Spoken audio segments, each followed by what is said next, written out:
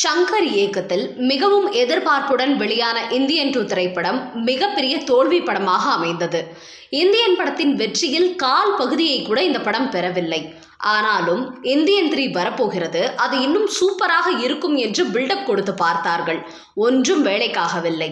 இதனால் தற்போது தெலுங்கில் சிரஞ்சீவியின் மகன் ராம்சரனை வைத்து தான் இயக்கியுள்ள கேம் சேஞ்சர் படத்தை எப்படியாவது வெற்றிகரமாக கொடுத்துவிட வேண்டும் என்று பம்பரமாக வேலை பார்த்து வருகிறார் ஷங்கர்.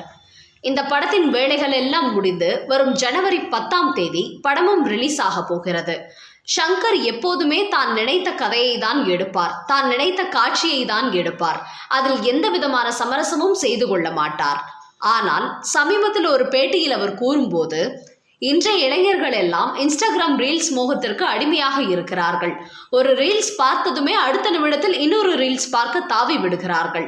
அப்படிப்பட்ட மனநிலை கொண்டவர்களை படம் பார்க்க 2.5 மணி நேரம் உட்கார வைக்க வேண்டும் என்றால் இந்த படத்தையும் நான் கிட்டத்தட்ட இன்ஸ்டாகிராம் ரீல்ஸ் பாணியிலேயே தான் உருவாக்கி இருக்கிறேன். ரசிகர்கள் மனநிலை மாறும்போது நாமும் அதற்கு ஏற்றபடிதான் பயணிக்க வேண்டும் என்று கூறியுள்ளார்.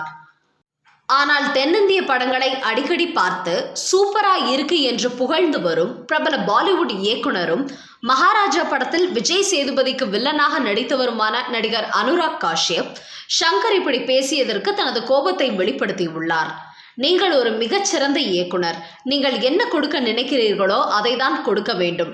ரசிகர்கள் விரும்புகிறார்கள் என்று கொடுக்க ஆரம்பித்தால் அதற்கு நீங்கள் எதற்கு?